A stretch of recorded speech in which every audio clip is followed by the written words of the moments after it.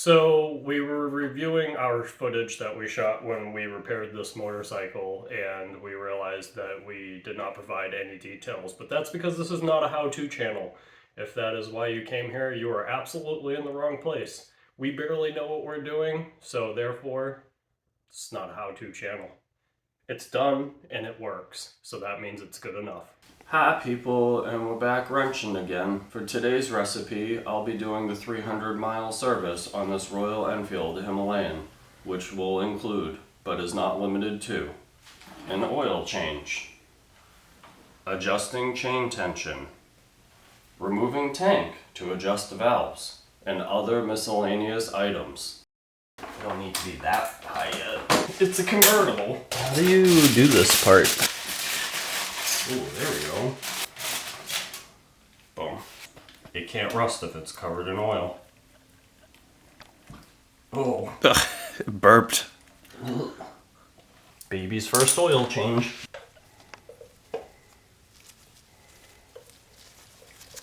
I think what you do is, like, when you hit the 300 miles, you just get a whole new motorcycle.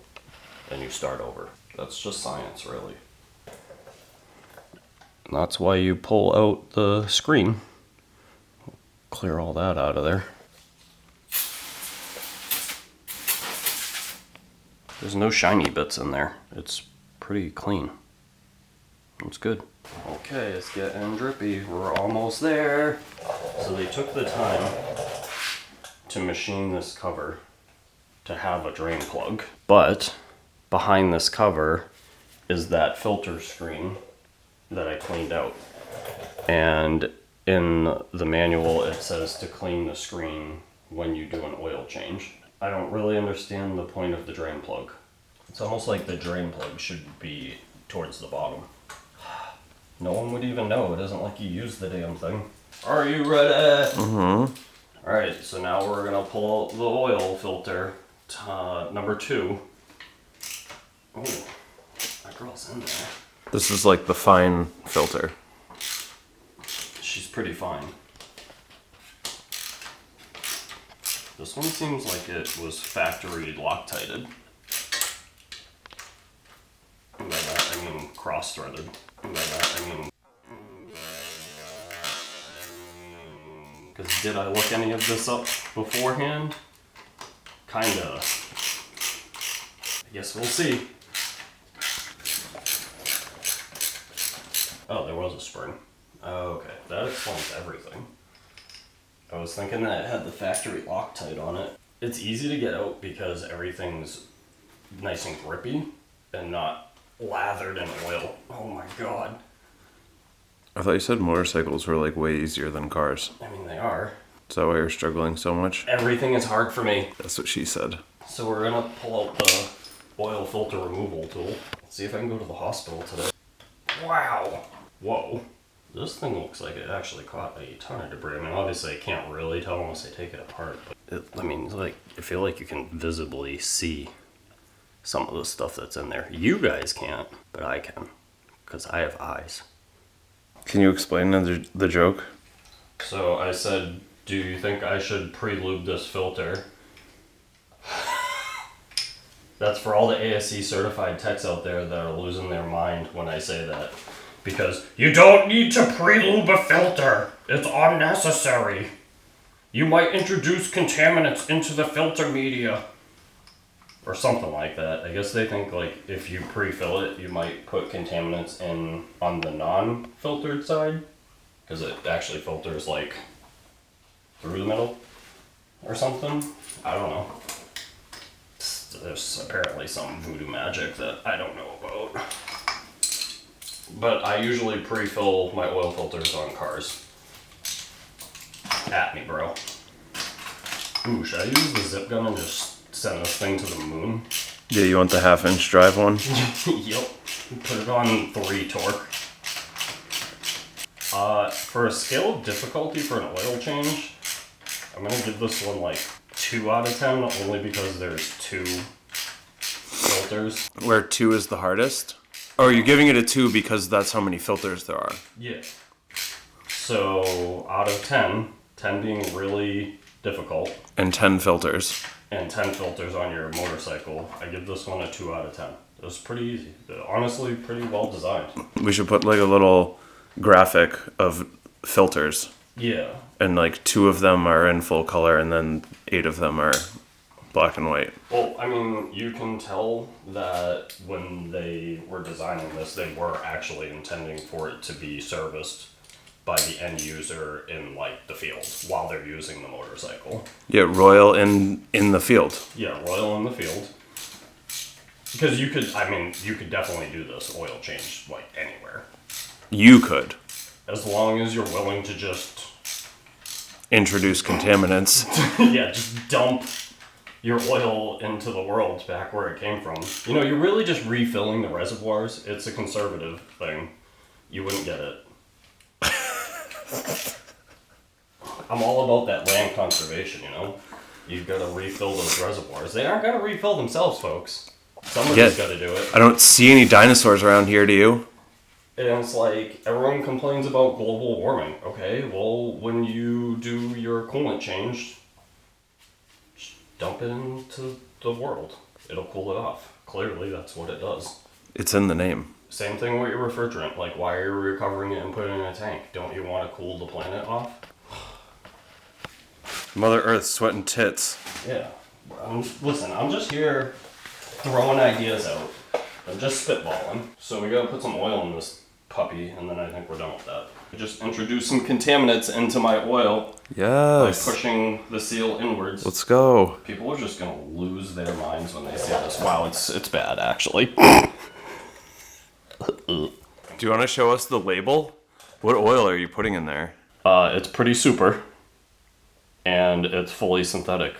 The twin oil. This is, what letter is that? It's like a lowercase I twin, maybe? I don't know. Upside down T twin. That way is what I've decided. So this was the closest label I could find. And it has a picture of the Himalayan right on it. Well, T and V are only 2 letters away in the alphabet. Yeah. Well, joke's on you, I can't read. So what we're doing, in case anyone actually cares, is we're filling until the oil on the sight glass is between the 2 lines. So what I'm going to do is pour this oil and not look at that sight glass at all while I do it, grossly overfill it, and then put that drain plug that I didn't know what it was for into action. I think I just figured out what the drain plug's for. But wait, there's more. Look at that pour. Look at the product placement, folks. Let's go Walmart brand. Oh, Walmart. Get at me. Ooh. Did you nail it? Yeah. I think we gotta start it though and then reassess because it's gonna fill up the filter. Yeah, because you didn't pre-lube your filter. Ooh, we're gonna get a cold start video? Well, it's a Royal Enfield single cylinder, so you'll get a cold. It will pop off and go. You'll get a cold. Yeah, and turn itself right back off. Listen, it's fine. It's a process. So they said to hold button. Oh, short arm problems for 5 seconds. 1, 2, 3, 4, cinco. And that's supposed to reset the little wrench guy. It worked. Yes, I did a thing. I can follow instructions. Are we in neutral? We are in neutral. On. All right. Here we go. See? Told you.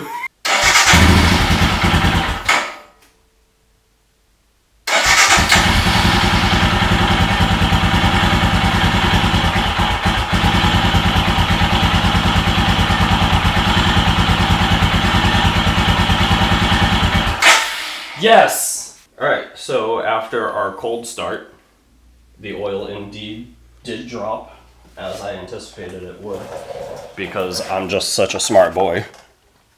So now, we'll top it off because we know that the filter is full. I think it says it's supposed to take like 1.6 quarts. Actually, no. In the manual, I think they measured it in... What the heck did they measure it in? I had shown you it. It was cups? No. It was something weird. It was some British thing, I think. I don't know.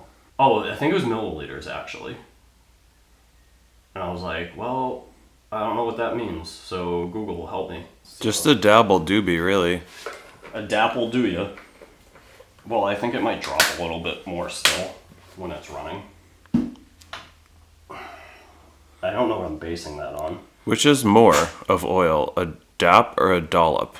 Well, you can only do a dollop of daisy. Are you sure? Yeah, it's the only way that unit of measure is used. I guess we'll hold start it again and see what happens. I can't see it. It's probably fine. What are you, some kind of motorcycle mechanic? No, Just some guy with tattoos? just some guy on the interwebs. So I should probably do a little reading on that because it definitely goes to like nothing when you start the bike, but I think that the fill only matters when it's off. We'll be right back. In classic me form, I was way overthinking this process, as I do. And then Rob pointed out, how does every dipstick in anything work? Do you check it while it's running or while it's off? And clearly the answer to that is I don't know. But then he gave me the answer, which is when it's off and the oil has settled. So this is correct, confirmed. Oh, hi. So now we are going to adjust the chain tension. To do that, you go to loosen the lock nut on both sides and then tighten the back nut. And basically what that will do is pull the tire back, or the axle back, I guess technically. And then you just make sure that's in spec, which for this is 25 to 30 millimeters. Once again, I have no idea what that means, but we'll just eyeball it. It's approximately 1 inch. I also don't know what that is. So I'm not going to take these off all the way, I'm just loosening them. Ooh, girl. With the reach around. And the way that I usually do these is you go by the flats that are on the nut. So I like to just put a little dot on the top of the flat because now I have a reference mark for how far around I've gone. I guess you don't have to do this if you're good at paying attention for long periods of time, but that's not me. It's good to know your strengths. Yeah. So I'm gonna go 1 full turn and just see where that brings us.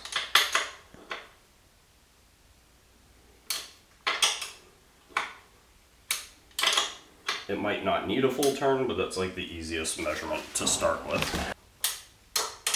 And like these have to be even, or as you can imagine, the axle will not be straight. And the bike will do interesting things, like remove you from it at a high rate of speed. So you just pick which side of the chain you're going to work off of and you just stick with that. So I like to go off the top side as opposed to the bottom. So that would be 30 millimeters if it goes all the way up there. And we're just under that. So that's perfect. The spec, like I said, is 25 to 30. So anywhere in between there is good. I guess I could line it up with the 25. Right there. And that's like probably, yeah, that's 25 right on the dot. So I nailed it. Better lucky than good, I always say. The jam nuts, just make sure this doesn't also rotate. It shouldn't, but just make sure it doesn't, because that will obviously change your chain tension. And you don't have to go like crazy on these things, like just snug it up, that's it. Because you do want to be able to get them off again in the future. So now that that's snugged up, I always like to recheck just to make sure I didn't accidentally change anything that I didn't intend to change. I guess the other thing that I didn't mention is you usually want to, well not usually, you want to measure from the center point on the chain, so basically where your sprocket is and your front and rear sprocket are somewhere in the middle, and on that bike it's like in this general vicinity. So that's hard to measure on this bike, so that's why I went in a little further. So let's see, that's 25.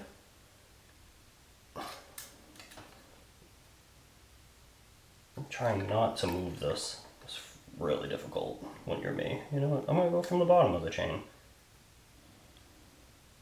And we're still in the 25 to 30. So that's it. Chain tension is done.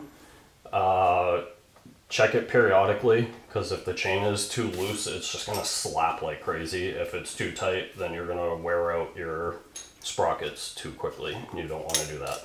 I'm sure you could do other damage too if it was like really too tight, but don't do that either, I guess. Pro tip.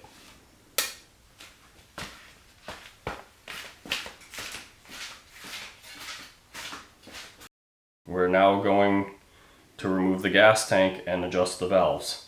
I think I have an idea of how to do this. I know I gotta disconnect the fuel line, which is this little piton right here. Ooh, hold on. It's pretty dark. Let me get you a light. So it's just a little push dealy. So like push in. Oh wow.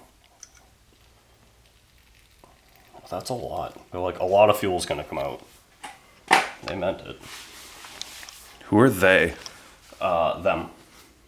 The others. Now I'm gonna do these guys.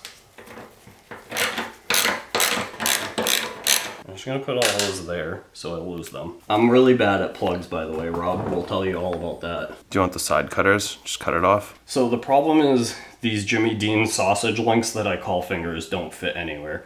So they're short, but they're also fat. It's perfect. And they have no feeling. Yeah. All right. I'm gonna need tools. Yes! It's almost like that we have tools for reasons. I did this guy. I'll show you the other guy later. Get out of my face for now. Wait till you see the other guy. Hello from the other side! And just like that, the tank's off. So, underneath the tank, see those nipples? See how it has two nipples? This is something you should all be familiar with. There's two little hoses. One, two nipples. And then you undo the electrical connection that's on the fuel pump right there.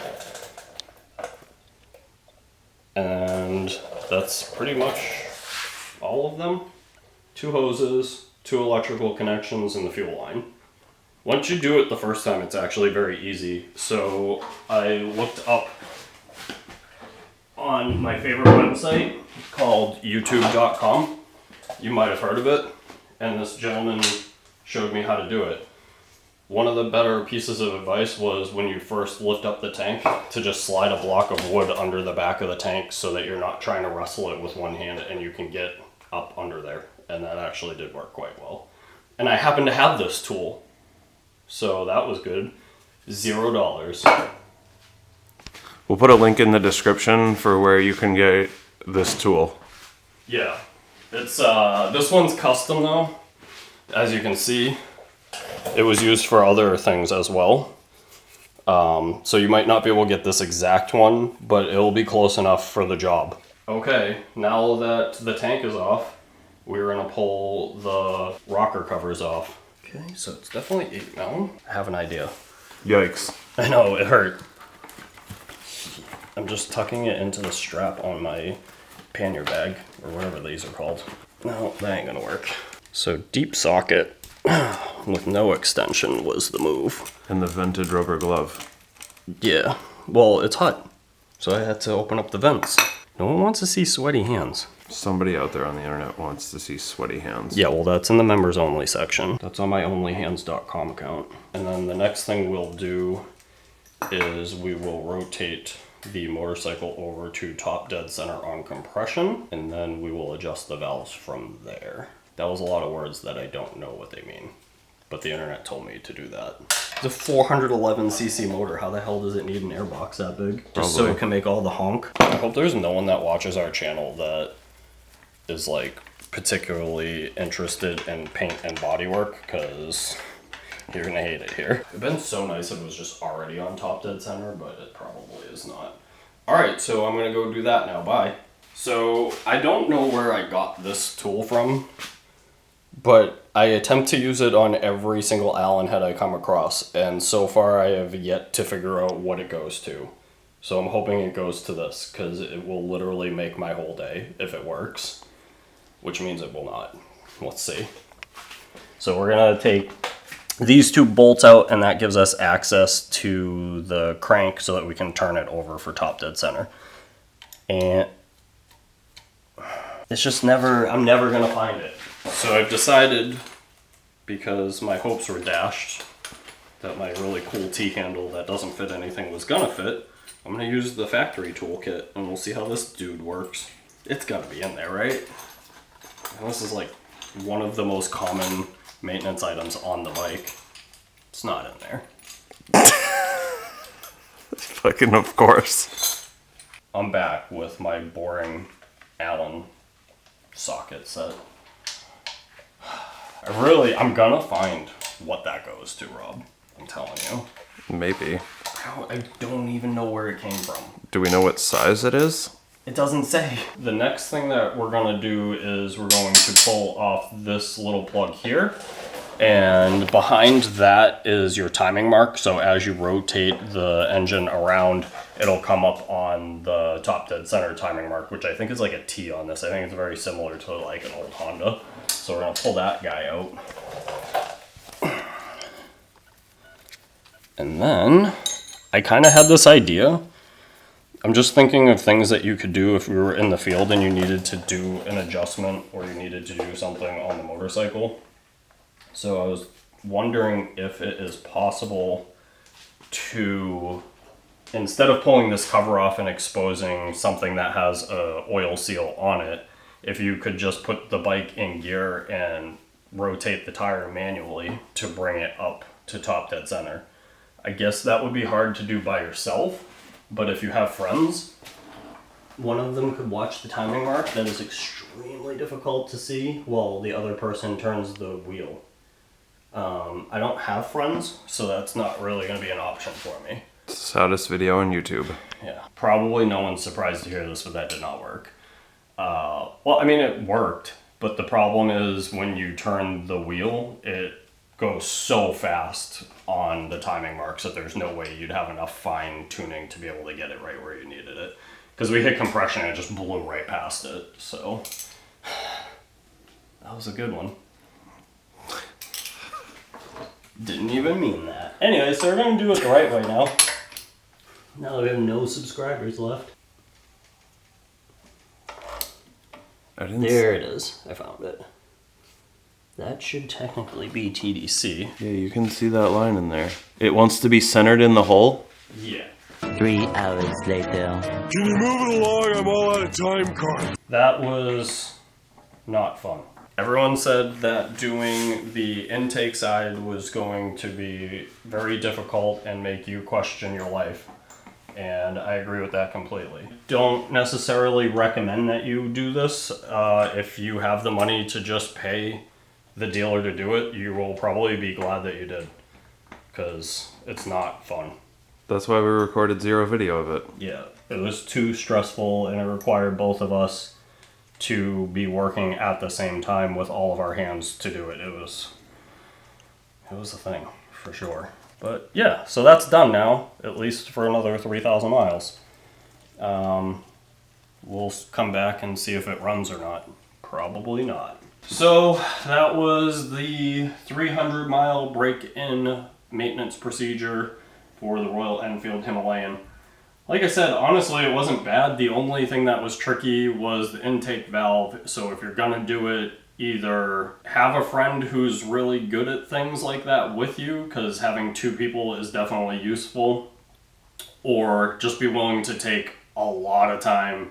Take your time, because it is very, very tricky to get in there, especially if you don't have really good manual dexterity. Getting the feeler gauge in there was probably the hardest part overall of all of this maintenance. Or if you want, just pay the dealer to do it for you. So I guess maybe that guy that makes however much they make will do a better job, hopefully. I don't know. It's probably fine.